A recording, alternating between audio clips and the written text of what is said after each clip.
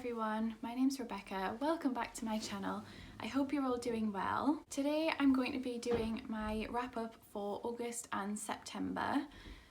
So I originally thought I'd only read like one book in August for some reason, but actually I read 4, so I could have done a wrap up for August this entire time, but I decided to stick it on September's wrap up for some reason, and now I have a ton of books to talk about. I'm just gonna jump straight in. Just to be aware, there is work going on next door, which for me is upstairs, so you can probably hear banging, people walking very loudly up and down the stairs, but every time I sit down to film the video, when it's quiet, the noise starts again, and this is the only time I can film, so just pretend it's not there. So the first book I read in August was The Nickel Boys by Colson Whitehead, and I gave it 3 out of 5 stars. I enjoyed this one. It gave me a lot to think about. It brought my attention to the Florida School for Boys, which I'd never heard of. It's basically about this school for boys. It's like a correctional institution that sort of boys get sent to instead of prison. And at this particular school, they were subjected to quite a lot of abuse. I'm not sure why Colson Whitehead decided to create this fictional school when he seems to have borrowed so much from the Florida School for Boys, which is the case that this book is based on. Like down to the White House and the White House Boys and stuff, like everything is borrowed from there basically. So I don't know if he was trying to write it instead of writing non-fiction because he was more comfortable with the fiction, or if he just wanted to work through things in his own head. I don't really know. I think he probably could have written a non-fiction book about it because a lot of the stuff that he borrowed and put in this book is from real life. But it is a good book. It's well written. I liked a lot of the characters in this. The twist was very good. I never ever saw it coming. I would never have guessed it. So yeah, it was okay. But you know, I would really like to read more of Colson Whitehead. So the second book I read in August was How He Disappeared by Jing Lee, and to be honest, I'm still processing this one. I ended up giving it a 4 out of 5. This is beautifully written and it's a very important story and a new perspective as well. So this is the second book I read within a couple of weeks, I think actually, about Japan occupying the countries around it in Asia. This particular one is set in Singapore and it's mainly about comfort women and about generational trauma, about families being split apart during the time that the Japanese occupied Singapore, and it's amazing. It doesn't flinch away from the brutality of the occupation, and I thought the discussion around comfort women was really good because what Jing Lee did was introduce what happened to these women. And so that, like, it's brutal, they're locked in rooms at all times, they get allowed to bathe and feed, and then they're basically raped all day. If a girl gets pregnant, she is disappeared basically. They're ripped away from their families, they don't know if their families are alive, their families don't know if they're alive. And what's happening to them is basically shamed them, for lack of a better word. Like, they don't have any prospects after this if people find out what happened. It's not until near the end of the book when you hear about Wang Di's escape and you hear the people in the villages that they walk through calling them comfort women, that the idea of them being comfort women as if it was voluntary, as if it was a choice, is introduced when you actually know, because of the way they were introduced in the book, that it was brutal, it was imprisonment. And yeah, I thought the dual narrative was really interesting, and the jumping backwards and forwards in time, because it allowed you to see that generational trauma and the what happened to families during this time, and then what happened for years and generations after. So yes, highly recommend this one. It's a very good book. The third book I read in August was The Death of Vivek Ogee by Akwaeke Emezi. I just love Akwaeke Emezi. They write the best books. Like, I consistently give their books 5 stars. This was no exception. Beautifully written, evocative, impactful, a gorgeous, heartbreaking book. It's quite a slow book because you're basically being told Vivek's story after his death, and so we kind of jump from characters that he knew and he was close to, like his mother, his best friends, and there we only get glimpses and snapshots of what his life was like and who he was. And it's kind of heartbreaking because he's in so much danger living as his authentic self that even in death his friends don't want to reveal what Vivek showed them to his parents. I thought that the impact was so much bigger in telling it this way, in sort of snapshots rather than from Vivek himself, because you get to see the reactions of other people and their feelings, but also get a feeling for the environment and what is and isn't acceptable in Nigeria. And you also get to see him slowly change, start to struggle, start to live the way that he wants to, start to find himself and explore things. And because it's in snapshots, I just thought it was way more impactful and evocative that way. So I mean, as always, highly recommend Akwaeke Emezi's books. The last book that I read in August was I Know Why the Caged Bird Sings by Maya Angelou. This is the first in her 7-part autobiography series. I mean, what can I even say about this that hasn't already been said? Beautifully written. At times it felt like I was reading a novel rather than an autobiography. It just seemed like worlds away.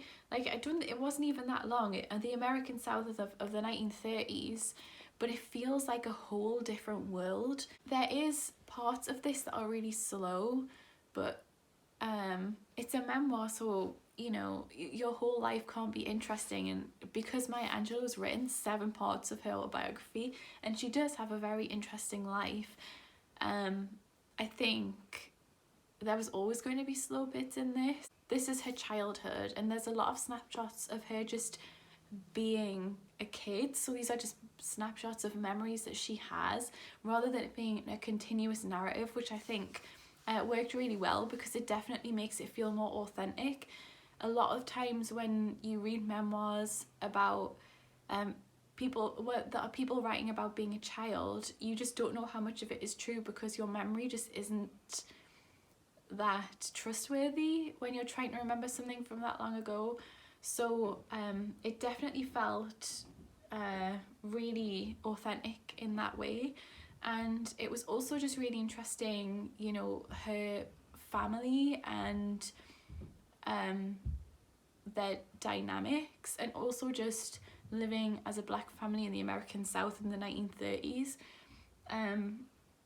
So yeah, this was absolutely beautiful book, and I really enjoyed it. So moving on to the September books. So moving on to the September reads, I think I read pretty much all of these as part of Book Upathon, but I do have the 2 books that I read for book club. The first is The Mothers by Brit Bennett. I gave this 4 out of 5. I really enjoyed this book.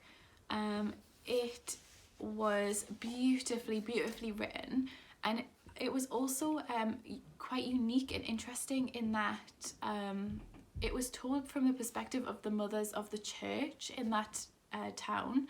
And I thought that was a really interesting and unique decision. You don't know what to trust, you don't know what's true or not, because it's coming to the mothers through gossip and through hearsay.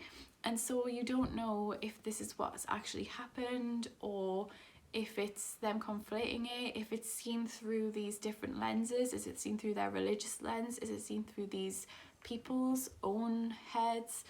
It's very unique and interesting, and it does make you really think about what's happening in a certain way. I thought the characters in this were really, really good, but the plot was a little bit forgettable. I don't think in, you know, a year's time I'll remember the plot, but I'll probably remember the characters that were in here.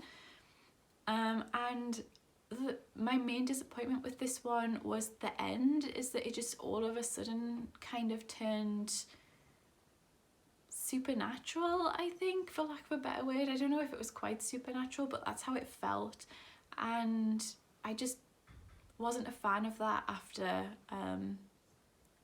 the rest of the book being so contemporary. The next book I read in September was How to Spot a Fascist by Umberto Eco. I don't really have a lot to say about this one because it's so short. It's a collection of 3 essays by Umberto Eco on the topic of fascism. It was really good. The ideas in this still hold up today, even though one of them, I think, was written quite a long time ago. These were really good, thought-provoking essays, and I thought he had a really good case for censorship by distraction. So when governments they'll push a different story to distract from the bad things they're doing. I thought that idea was a very interesting one. So the next book I read was The Poor Ex by Elizabeth Azevedo. This one is told in verse. It is about a girl who is she's coming to terms with what she wants to do with her life, with being a bit disillusioned with the religion, because she's going to church, she's going to Sunday school, she's gearing up for communion, and she's just a bit disillusioned with the whole thing, and she wants to write poems. That's what she does. She writes her diary in poems, and this is, I guess, kind of what we have of this book. Is kind of her diary. It's brilliant. It's absolutely amazing. I love this one. I gave it a 4 out of 5.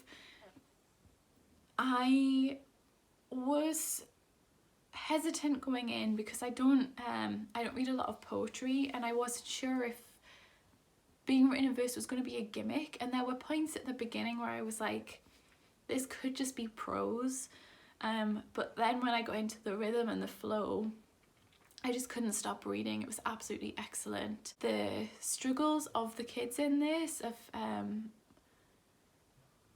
the discussion of religion and intense religion was really good, and just sort of finding yourself and being a teenager, really.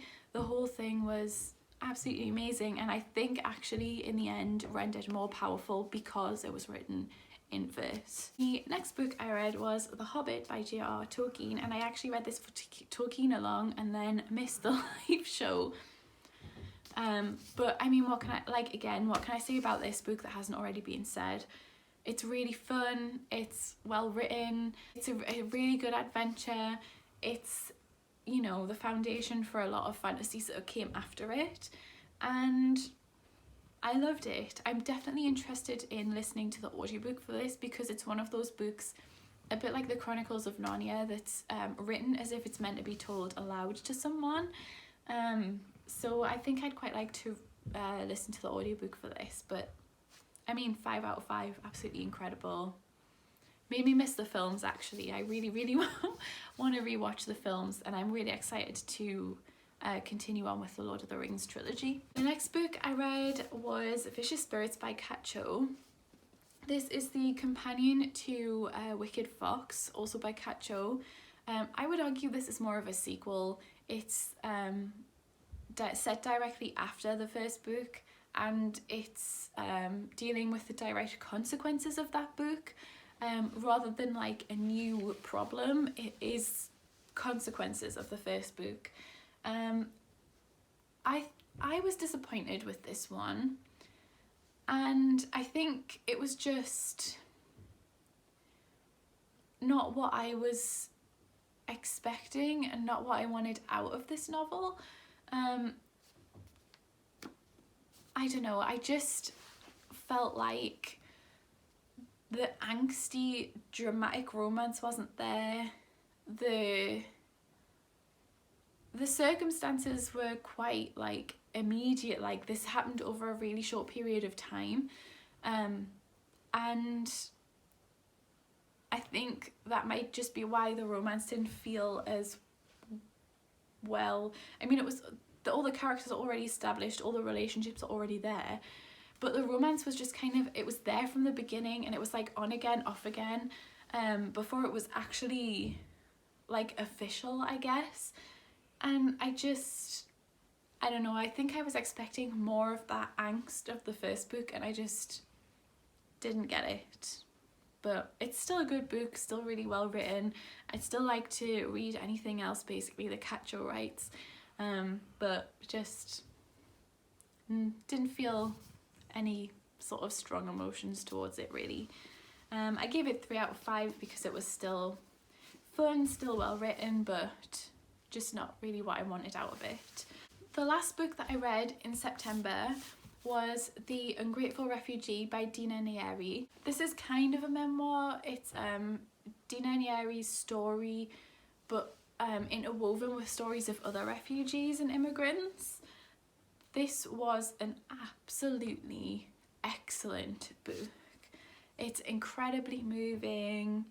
I thought the way that she wove in other refugees' stories was really impactful and powerful, because when she was trying to illustrate a point, and she was using herself as an example, but also all these other stories of different people in different circumstances. So people in camps, people who have been lucky enough to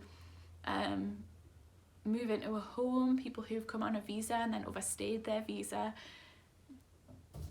So many different circumstances, but everyone's in the same boat. And I think that the way she wrote this and the points that she made and what she explored as well was a really unique way of doing it, and it was a new perspective for me. A lot of the stories that I have read from refugees have been by refugees who are settled, who've been granted asylum. And in here we hear a lot of stories from people who are still waiting for asylum, and we also hear more about the process of claiming asylum. For example, in Britain, I didn't realise that the process was so harsh, and like once you've been granted asylum, you've got like 28 days to find a house, and you can't buy a house without a bank account, but you can't get a bank account without an address, and you're being thrown out of the address that you've been put in, that you've been living in, because they're telling you to buy a house. Like, the whole thing is just bizarre, and it's why a lot of people end up on the street in this country, to be honest. But I think this would be an excellent educational tool for people. Like, a lot of the people I know that just don't understand refugees, I think would benefit a lot from reading this book especially, but other books like it as well. If there are any other books like this, please let me know and recommend them to me, because I really want to read more of this. The refugee experience is one that I am trying to learn a lot more about, especially under the circumstances that the government are putting refugees in now. So I live in the UK, and now they're talking about catching the boats in nets and turning them around and sending them back to France, which is the most ridiculous thing I've ever heard. And like, our Priti Patel is just an evil woman. She's horrible, and I just like, I wish I could just put this book in everyone's hands and say like, look, this isn't a choice. Like, they're running from something that could kill them. And this book was just incredible. I absolutely loved it, and I would really actually like to read it again, because I read it quite fast so that I could get it finished for the book club that I was taking part in. And I think I'd quite like to spend a bit more time with it. I've highlighted quite a lot anyway, but I think there's even more that I could take away from this. So yeah, that's it. This is probably a crazy long video because there were so many books, but yes, I'll sign off now. If you've got this far, feel free to leave me a comment or a like. Tell me if you've read any of these, if you liked any of them, if you're planning to read any of them, if there's anything similar that you think I should read. Subscribe if you want to see more, and I will see you guys in the next one. Bye.